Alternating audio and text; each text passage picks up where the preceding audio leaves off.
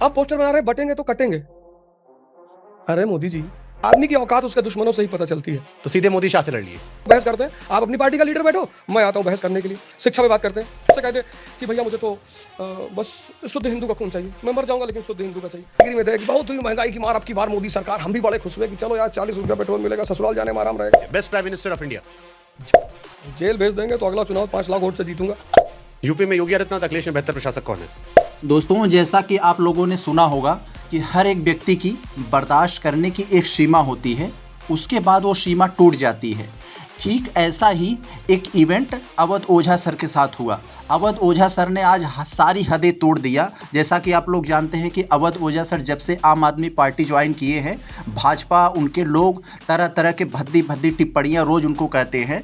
JP Nadda साहब तो यहाँ तक कह दिया इनको कि ये पूर्वांचली रोहिंग्या हैं। तो आज अवध ओझा सर ने वो सारी बर्दाश्त करने की सीमा तोड़ दिए और किसी ऐरू गैरू पर नहीं, सीधा मोदी जी पर ऐसा ऐसा अटैक किए हैं। तो आप लोग जानते ही होंगे, अंबेडकर साहब ने एक बात कही थी कि शिक्षा वो शेरनी का दूध है जो जितना पिएगा वो उतना दहाड़ेगा। तो अवध ओझा सर एक तो हिस्ट्री के टीचर, तो मोदी जी ने गलत आदमी से पंगा ले लिया। आप लोग इस वीडियो में देखेंगे। अगर 1.5 लाख दुश्मन ना हो तो फिर क्या फायदा जीने का? आदमी की औकात उसके दुश्मनों से ही पता चलती है। तो सीधे मोदी शाह से लड़ लिए। डर नहीं लगा? आपकी पार्टी तो बहुत आजकल जेल भेजा गया, बड़ा लंबा एक्सपीरियंस है कि आप सीधे सीधे वही लड़ लिए। आप जेल भेज देंगे तो अगला चुनाव 5 लाख वोट से जीतूंगा। इसी बात का तो इंतजार है। राजनीति में कौन जेल नहीं गया? गांधी जी जेल गए, नेहरू गए, हमने हिस्ट्री पढ़ी है हाँ। तो हमें पता है कि जो भी आदमी राजनीति करेगा, तो राजनीति का एक सबसे प्यारा नियम है कि अगर आप सत्ता की कमियों का विरोध नहीं करते तो आप राजनेता पहली बात नहीं है। सत्ता का विरोध नहीं, सत्ता की कमियों का विरोध। ठीक बात। आपने कहा था महंगाई खत्म कर देंगे, आप क्यों नहीं कर रहे हो? करो आप महंगाई खत्म। आपने कहा था बहुत हुई महंगाई की मार, 2014 में एक इनका पोस्टर आया था बहुत बड़ा सा, उसपे मोदी जी मुस्कुराते हुए खड़े थे 39 डिग्री में, 45 डिग्री में नहीं, 39 डिग्री में थे कि बहुत हुई महंगाई की मार, अब की बार मोदी सरकार, हम भी बड़े खुश हुए कि चलो यार 40 रुपया पेट्रोल मिलेगा, ससुराल जाने में आराम रहेगा। अब पोस्टर बना रहे हैं, बटेंगे तो कटेंगे। अरे मोदी जी, और कह क्या रहे हैं? कह क्या रहे हैं? शीश महल।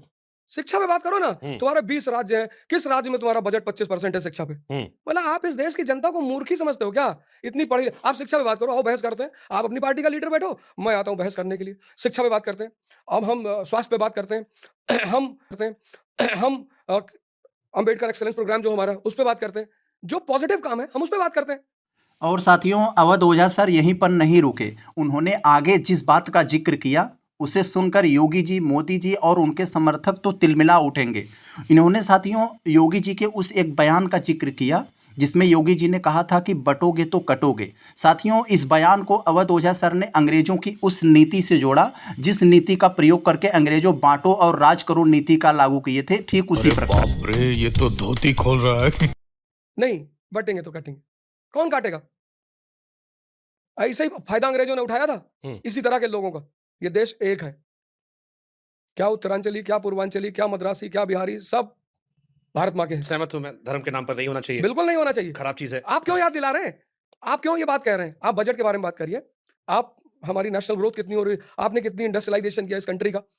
भाई हमें आप बताइए ना, आप ग्राफ दीजिए ना कि इंडस्ट्री में क्या कर रहे हैं, टेक्नोलॉजी में क्या कर रहे हैं, कर क्या रहे हैं आप? आइए बहस करते हैं बैठ के। नहीं, एक है तो सेफ है। किससे? अस्पताल में जाते हो तब तो नहीं देखते हो कि किसका खून मिल रहा है। कोई अस्पताल में पेशेंट मुझे नहीं मिला जो मुझसे कह दे कि भैया मुझे तो बस शुद्ध हिंदू का खून चाहिए, मैं मर जाऊंगा लेकिन शुद्ध हिंदू का चाहिए। वहां तुम जाति नहीं देखते, वहां तुम धर्म नहीं देखते, राजनीति में क्यों देख रहे हो? और साथियों, ओझा सर की असली बात तो यहाँ छिपी हुई है।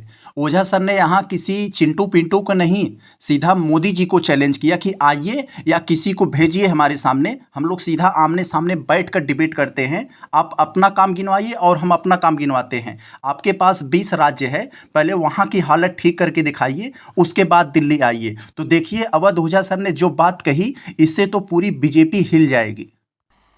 मजा नहीं आ रहा है। और कह क्या रहे हैं? कह क्या रहे हैं? शीश महल।